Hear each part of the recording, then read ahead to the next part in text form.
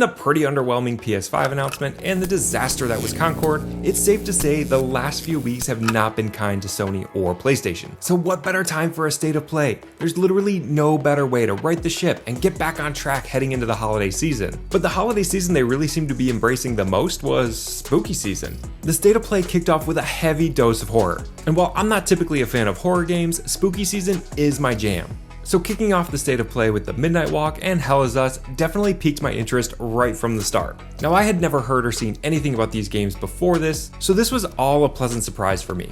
The claymation art style in the Midnight Walk looks so cool and definitely had some Nightmare Before Christmas meets Coraline vibes, and even though I have no idea what the gameplay will be like, it's definitely one that I'll be keeping an eye out for. And Hell Is Us had me asking, what the hell is this and how can I get more of it? This definitely seems to be right up my alley. It's a third-person RPG that seems to be based in some sort of dystopian, demon-based future, but also seems to have some medieval vibes to it.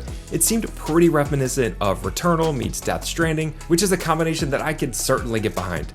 And after that grand opening, there were a few other games that stood out to me, one of which was Archeage Chronicles. This one is a third-person fantasy RPG coming out next year. Visually, this one seemed really impressive. The combat looked really fluid and smooth, which definitely caught my attention, and there seemed to be some sort of online multiplayer mode, which could be fun, but other than that, I really don't know too much about this game. So definitely might be one to watch out for. And then we got another look at Monster Hunter Wilds. Now, I'm a bit of a late adopter here because I've never played Monster Hunter, even though I know people really like it. It looks like a lot of fun. I really have no reason that I haven't played it other than I just haven't taken the time to jump into it yet.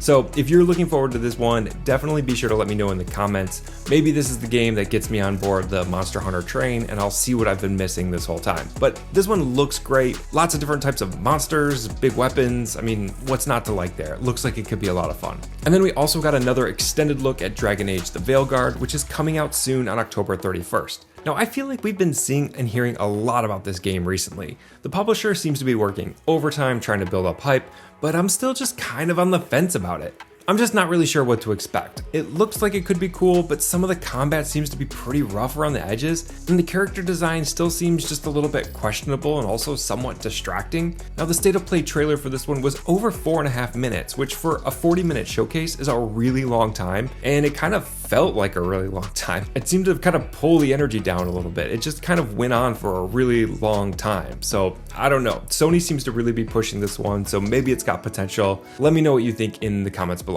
But after the middle of the show, after we ate our vegetables, it was time for dessert. And man, if you are a Horizon fan, we are eating good. We got another look at LEGO Horizon Adventures, which releases on November 14th.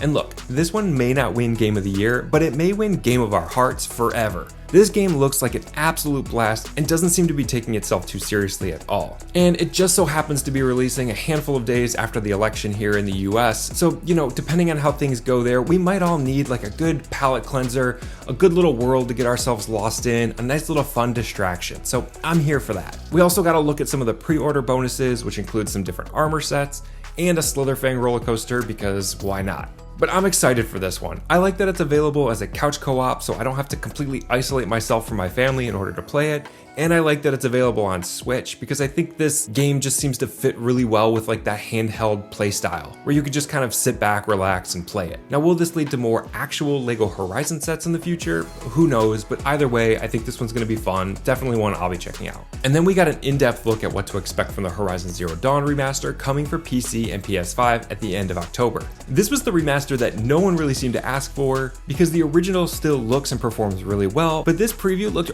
really good and has me firmly right back on the hype train. 10 plus hours of new motion capture, upgraded character models, support for widescreen. I mean, this seems like a pretty decent upgrade. And for only $10 if you already have the PS4 version, this seems like a no-brainer to me and definitely one that I'll be picking up. Now, it might be too much to ask for us to get a stash for our inventory or a shield wing for us to fly around in, but either way, I'll take any excuse to get back into the Horizon universe. And last but not least, the cherry on top, the grand finale of the fall state of play, was the much anticipated, highly rumored Ghosts of Yotei? Okay, so the Ghost of Tsushima 2 trailer wasn't exactly what we all expected, but I think this has got me even more excited.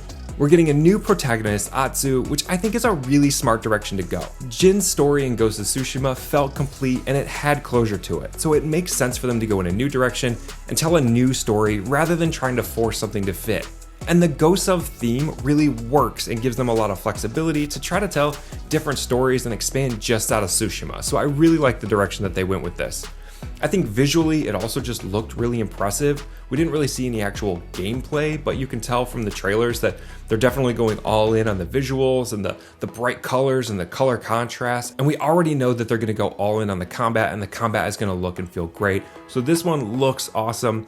Definitely excited to see more of it. I'm sure we'll be seeing a lot more about it in the coming weeks and months. Alright, but those are my first thoughts and initial reactions after the fall state of play. I'm sure as I start diving into more of these games and reading more about it, reading more about your comments, I'll have a lot more opinions and reactions, so definitely be sure to subscribe so you don't miss anything. Thanks everyone for watching, and I'll see you on the next one.